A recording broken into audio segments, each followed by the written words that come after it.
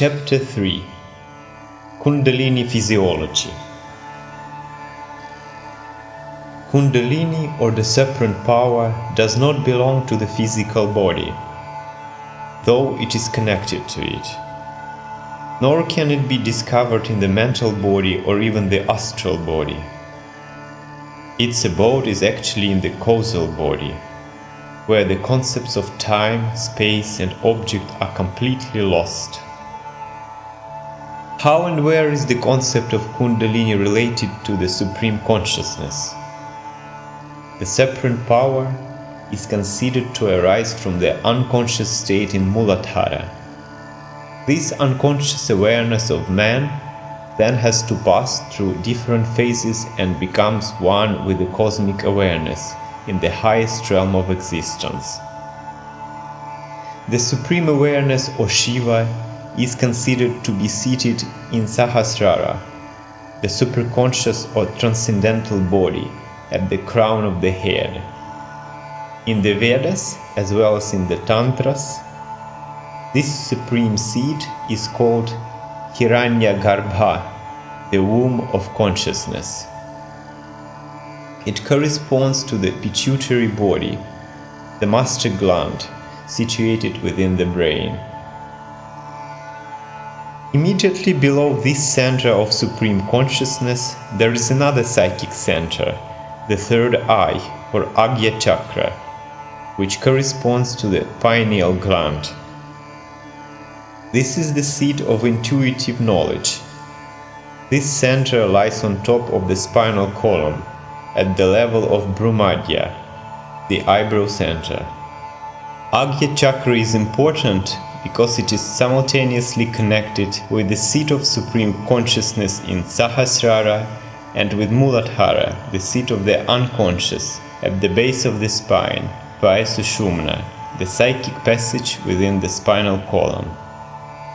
Therefore, it is the connecting link between the lowest unconscious seat of power and the highest center of illumination within the individual.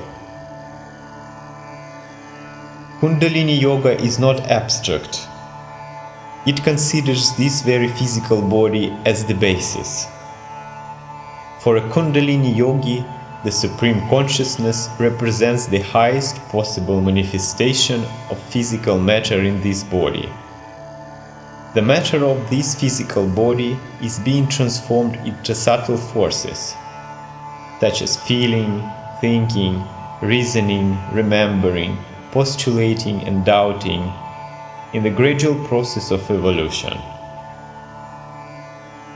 This psychic, supersensory, or transcendental power in man is the ultimate point of human evolution.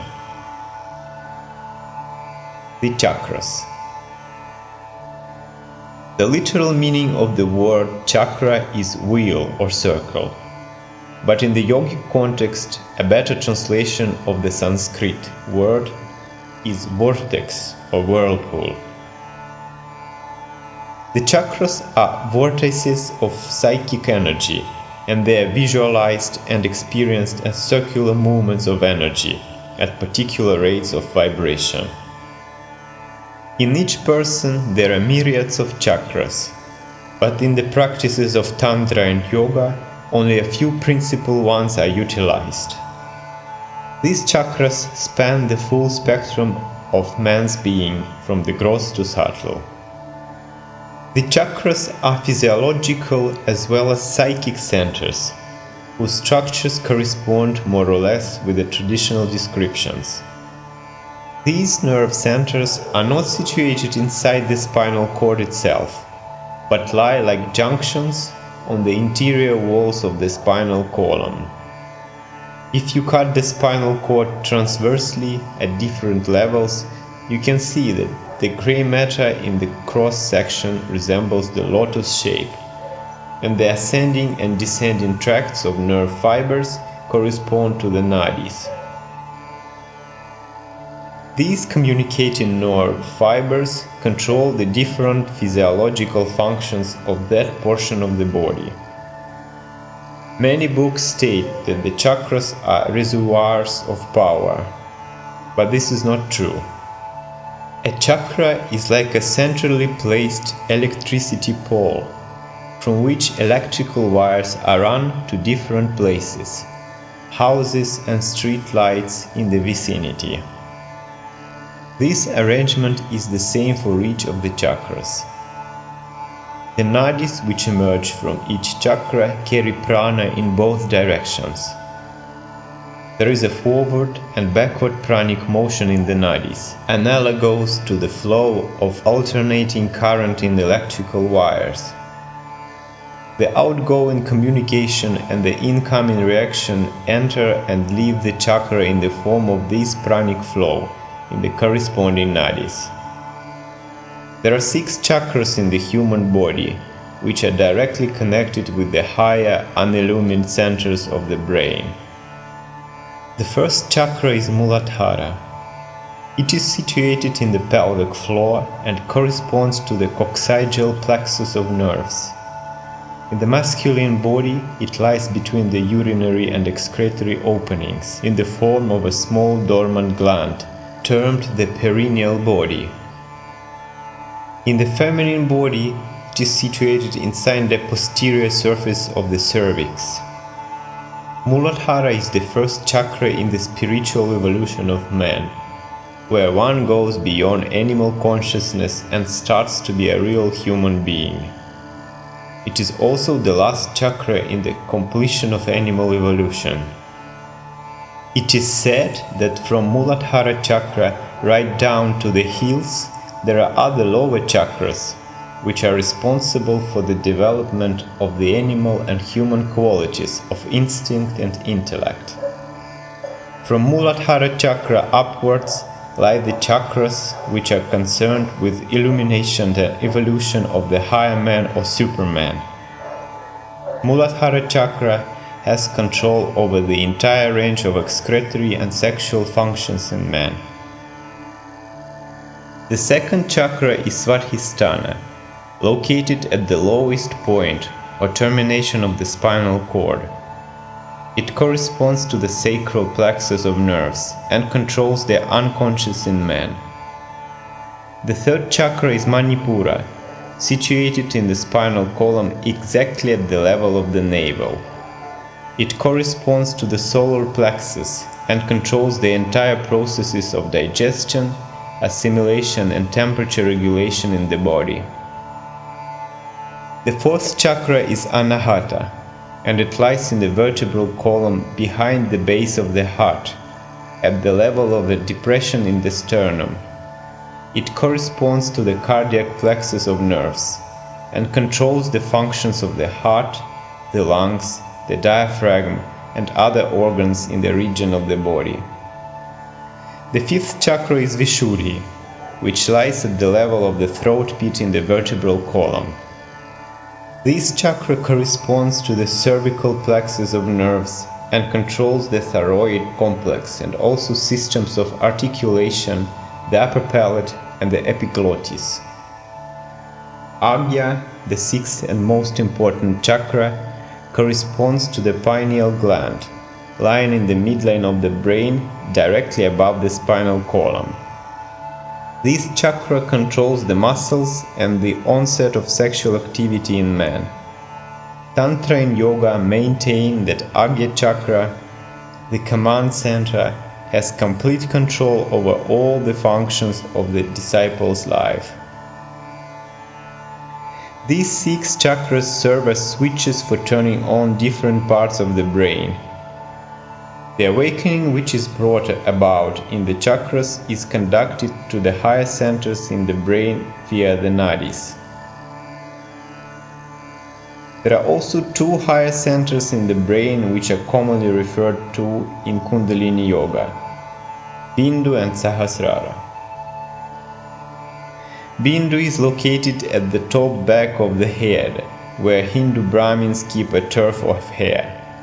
These 6 chakras serve as switches for turning on different parts of the brain. The awakening which is brought about in the chakras is conducted to the higher centers in the brain via the nadis. There are also two higher centers in the brain, which are commonly referred to in Kundalini Yoga, Bindu and Sahasrara. Bindu is located at the top back of the head, where Hindu Brahmins keep a tuft of hair. This is the point where oneness first divides itself into many. Bindu feeds the whole optic system and is also the seat of nectar or amrit. Sahasrara is supreme. It is the final culmination of Kundalini Shakti. It is the seat of higher awareness. Sahasrara is situated at the top of the head and is physically correlated to the pituitary gland, which controls each and every gland and system of the body. Nadis. Nadis are not nerves, but rather channels for the flow of consciousness. The literal meaning of nadi is flow.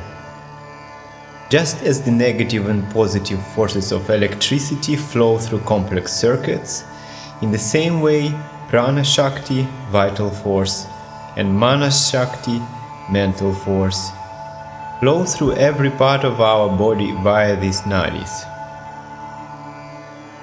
According to the Tantras, there are 72,000 or more such channels or networks, through which the stimuli flow like electric current from one point to another.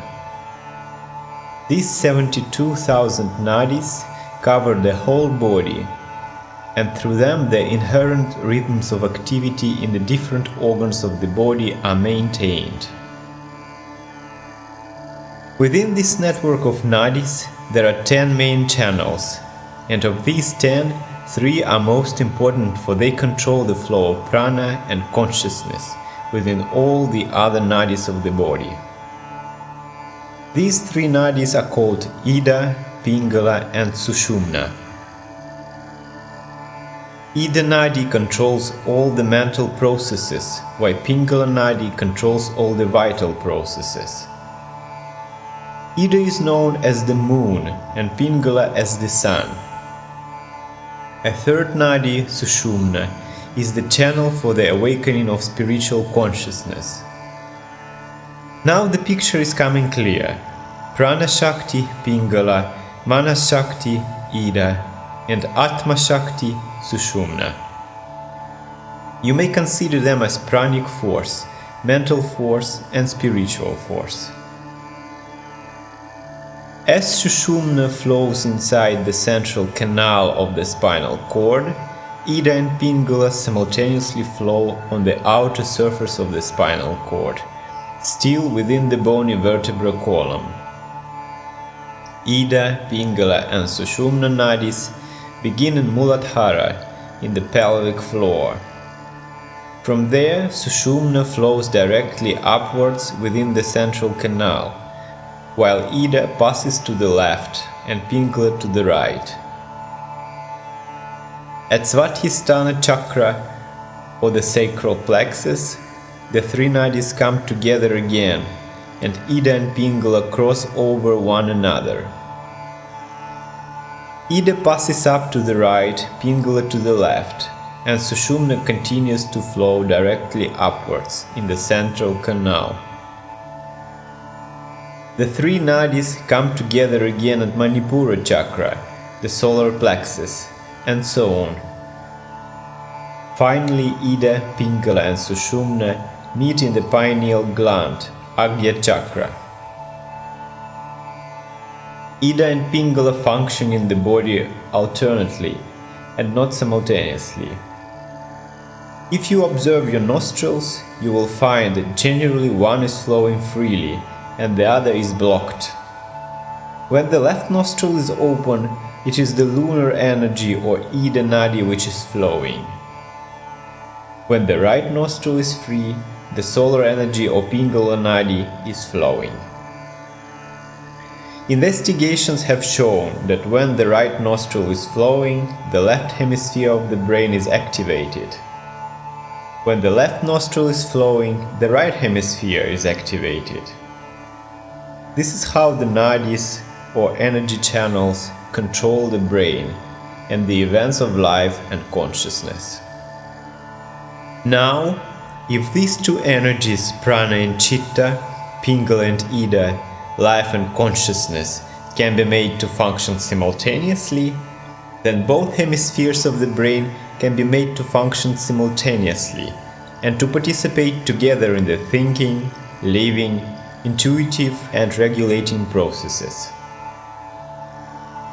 In ordinary life, this does not happen because the simultaneous awakening and functioning of life force and consciousness can take place only if the central canal, Sushumna, is connected with Kundalini, the source of energy. If Sushumna can be connected in the physical body, it can reactivate the brain cells and create a new physical structure. The importance of awakening Sushumna. Sushumna Nadi is regarded as a hollow tube in which there are three more concentric tubes, each being progressively more subtle than the previous one. The tubes, or nadis, are as follows: Sushumna, signifying tamas, Vajrini, signifying rajas, Chitrini, signifying sattva, and Brahma, signifying consciousness. The high consciousness created by Kundalini passes through Brahma Nadi. When Kundalini Shakti awakens, it passes through Sushumna Nadi. The moment awakening takes place in Muladhara Chakra, the energy makes headway through Sushumna up to Agya Chakra. Muladhara Chakra is just like a powerful generator. In order to start this generator, you need some sort of pranic energy. This pranic energy is generated through pranayama. When you practice pranayama, you generate energy, and this energy is forced down by a positive pressure, which starts the generator in Muladhara. Then this generated energy is pushed upward by a negative pressure and forced up to Agya Chakra. Therefore, awakening of Sushumna is just as important as awakening of Kundalini. Supposing you have started your generator, but you have not plugged the cable. The generator will keep running, but distribution will not take place. You have to connect the plug into the generator, so the generated energy can pass through the cable to the different areas of your house. When only Ida and Pingala are active and not Sushumna, it's likely having the positive and negative lines in your electrical cable, but no earth. When the mind receives the three currents of energy, all the lights start working. But if you remove the earth wire, the lights will go down. Energy flows through Ida and Pingala all the time, but its effulgence is very low. When there is current flowing in Ida, Pingala and Sushumna, then enlightenment takes place. This is how you have to understand the awakening of Kundalini, awakening of Sushumna, and the union of the three in Agya Chakra. The whole science of Kundalini Yoga concerns the awakening of Sushumna. For once Sushumna comes to life, a means of communication between the higher and lower dimensions of consciousness is established, and the awakening of Kundalini occurs. Shakti travels up Sushumna to become one with Shiva in Sahasrara. Kundalini awakening is definitely not fictional or symbolic. It is electrophysiological. Many scientists are working on this, and Dr. Hiroshi Motoyama of Japan has developed a unit by which the waves and currents of energy which accompany the awakening of Kundalini can be recorded and measured. When the roots of a plant are watered properly, the plant grows, and its flowers bloom forth beautifully. Similarly, when Kundalini awakening occurs in Sushumna, awakening occurs in all the stages of life. But if awakening only occurs in Ida or Pingala, or in one of the other centers, it is by no means complete. Only when Kundalini Shakti awakens and travels up the Sushumna passage to Sahasrara is the entire store of higher energy in man unleashed. The mystical tree. In the 15th chapter of the Bhagavad Gita, there is a description of the imperishable tree, which has its roots at the top and its trunk and branches below, growing downwards. He who knows this tree knows the truth. This tree is existing in the structure and function of the human body and nervous system. One must know and climb this paradoxical tree to arrive at the truth.